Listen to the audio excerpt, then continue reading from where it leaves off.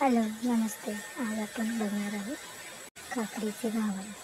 लागणारे साहित्य आहे 3 काकड्या, थोडंसं बीट, थोडंसं गाजर, थोडंसं पालक, थोडीशी कोथिंबीर, हळद, ओवा, मीठ, तांदळाचं पीठ, ज्वारीचं पीठ, बेसन, गव्हाचं पीठ हे सगळं एका वाटीच्या प्रमाणाने घेतलेलं आहे मी. आता हे सगळं आपण किसून घेतलेलं आहे.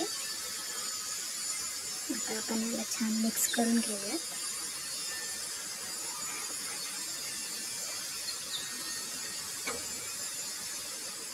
त्याच्यासाठी आपण थोडंसं लाल तिखटही वापरू शकतो किंवा हिरव्या मिरचीचा ठेचाही वापरू शकतो आपल्या आवडीनुसार.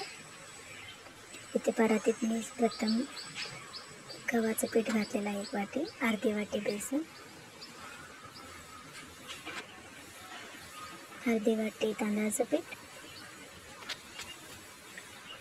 1 वाटी ज्वारीचं पीठ. याला छान मिक्स करून घेऊया.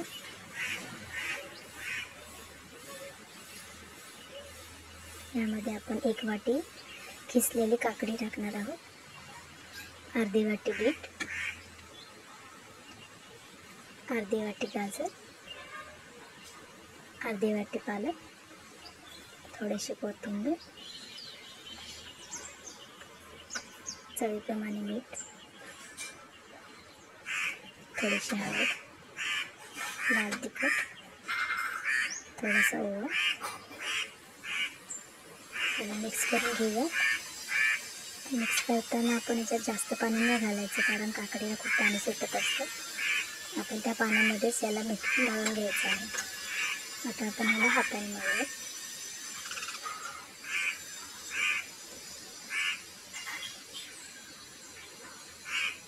छान असं एकजीव मळून घ्यायचं.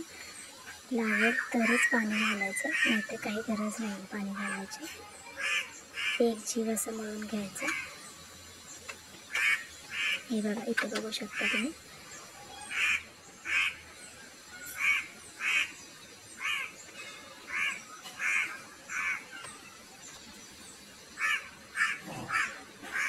आपलं मळून झालेलं आहे. आता एक कॉटनचं कापड घ्यायचं, त्याला धुवून घ्यायचं स्वच्छ पाण्यातून.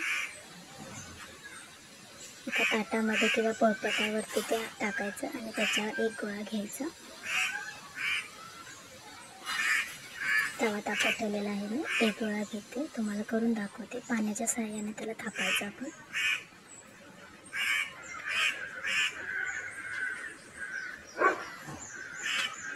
जर ते पीठ घट्ट झालं असेल तर थोडं थोडं पाणी लावून त्याला सरकू शकतो.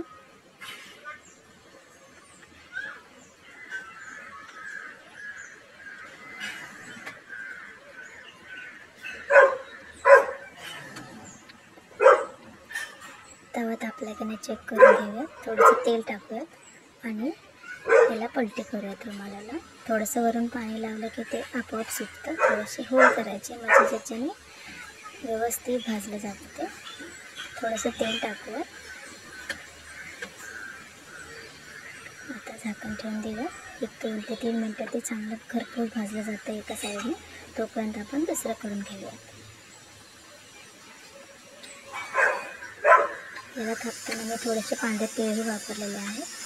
पांढरे तीळ चांगले असतात थंडीमध्ये, खूप कॅल्शियम असतं त्याच्यामध्ये. त्यामुळे तुम्ही त्याचा जेवढा वापर कराल तेवढं चांगलं आहे तुमच्यासाठी. ओके, आता याला आपण पलटी करूया. तुम्ही बघू शकता किती छान खरपूस भाजलेलं आहे.